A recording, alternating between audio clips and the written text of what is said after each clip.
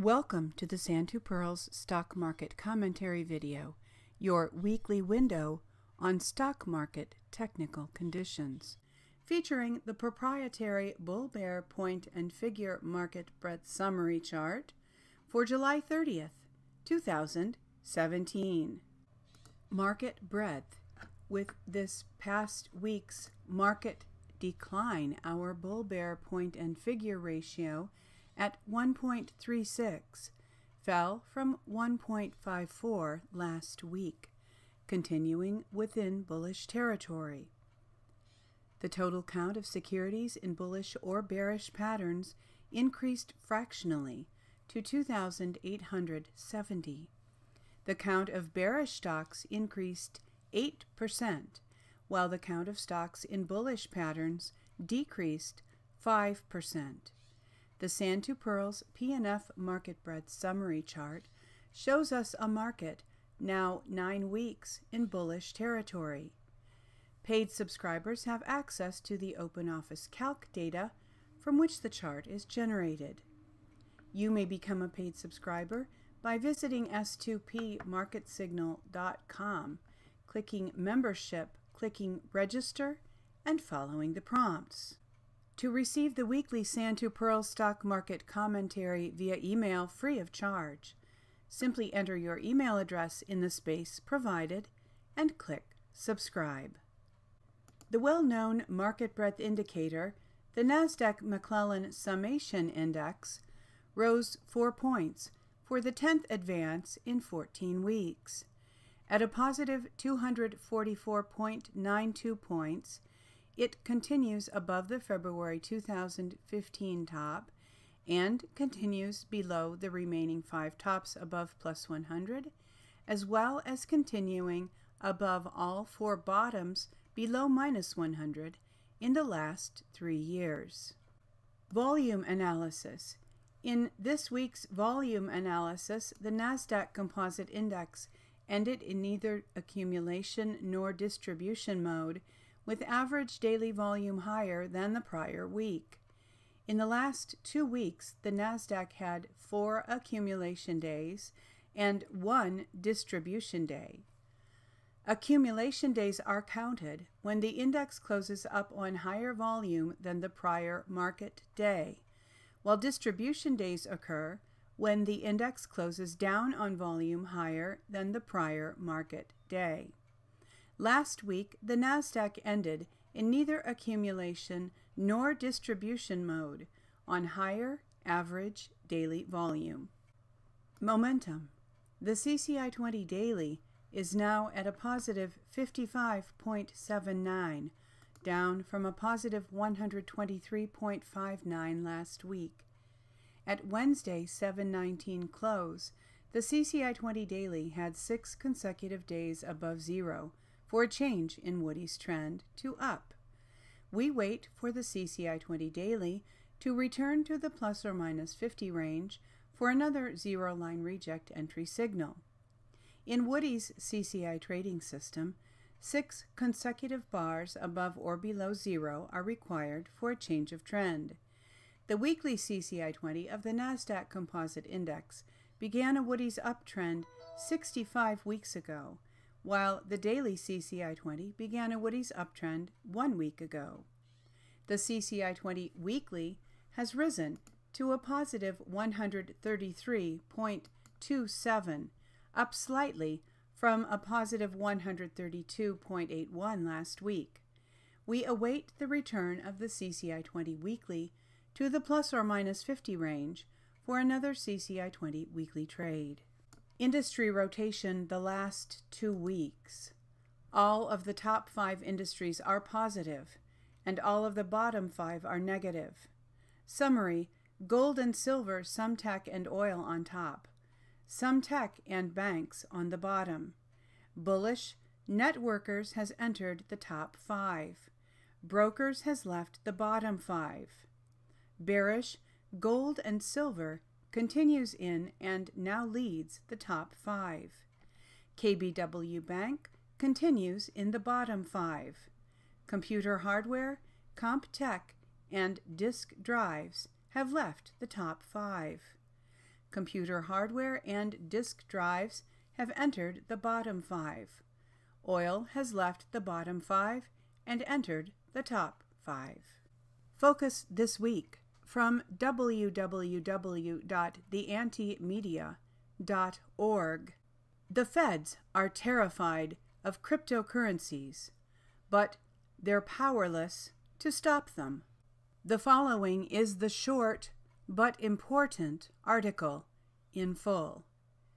Anti-Media Op-Ed. The federal government is no match for innovation. This is something lawmakers have always known, and it is the reason state and federal regulations exist. But innovation, by its very nature, will always find a way around those regulations, resulting in the implementation of more regulations for creative minds to learn to evade, which they will.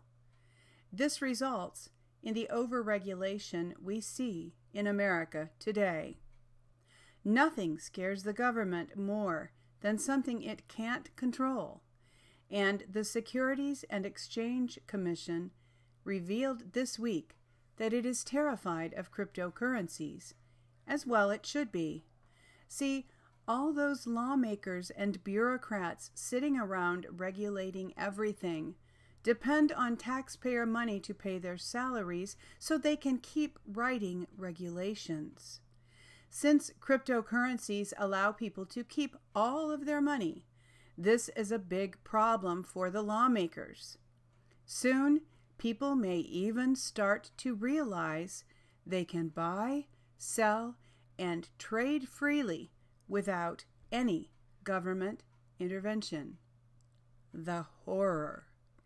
So the SEC recently got together to write up even more regulations to try to scare people away from using cryptocurrencies and the blockchain by targeting initial coin offerings or ICOs. Initial coin offerings have become very popular recently as a way for crypto startups to raise funds for their ventures using digital tokens like Bitcoin or Ethers. They operate on a blockchain, which is a decentralized digital ledger of publicly and chronologically recorded cryptocurrency transactions. Investopedia gives a wonderfully detailed breakdown of how ICOs work. You can read it here or watch an explanation by technologist and author of The Internet of Money and Mastering Bitcoin, Andreas Antonopoulos, here. Basically, with the birth of the ICO came the emergence of a whole new market, one with a great deal of money floating around that the federal government couldn't take by force. Naturally, this had to be investigated, and on July 25th, the SEC released a report of investigation under Section 21A of the Securities Exchange Act of 1934. The investigation zeroed in on the DAO, a distributed autonomous organization that set the record for the largest crowdfunding campaign in history, raising over $150 million in Ether in 2016. According to the report published by the SEC, quote, the Commission applied existing U.S. federal securities laws to this new paradigm, determining that DAO tokens were securities. The Commission stressed that those who offer and sell securities in the U.S. are required to comply with federal securities laws, regardless of whether those securities are purchased with virtual currencies or distributed with blockchain technology, end quote. Or, as crowdfunding lawyer Amy Y. Wan explains, the press release amounts to the SEC saying, quote, for those of you out there doing ICOs, we're here to warn you that U.S. securities laws might apply. When we say might, we mean just that. Sometimes securities law will apply. Sometimes it won't. It depends on the specific facts of the ICO, end quote. Okay, so the government wants to regulate virtual tokens, aka cryptocurrency. Good luck. As blockchain engineer Elaine Au pointed out on Twitter, ICOs are, quote, untraceable, international, have no central authority, and funds can't be frozen. The SEC ICO warning is the best ad for ICOs, end quote. So while the government can and will continue to make the lives of innocent people miserable using weapons like civil asset forfeiture, crypto regulations, web provider takedowns, and the war on drugs. These are all last-ditch efforts by a desperate ruling class on its deathbed.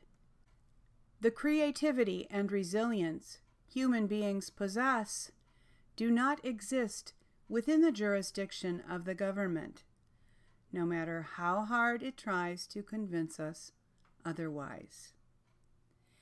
Thank you for watching this week's Sand to Pearls Stock Market Commentary video featuring the proprietary Bull-Bear Point and Figure Market Breadth Summary Chart compiled by Donald Pearl, www.s2pmarketsignal.com. Hoping that you are enjoying a peaceful and pleasant weekend, that you are looking forward to a prosperous and productive week coming up, and wishing you true success.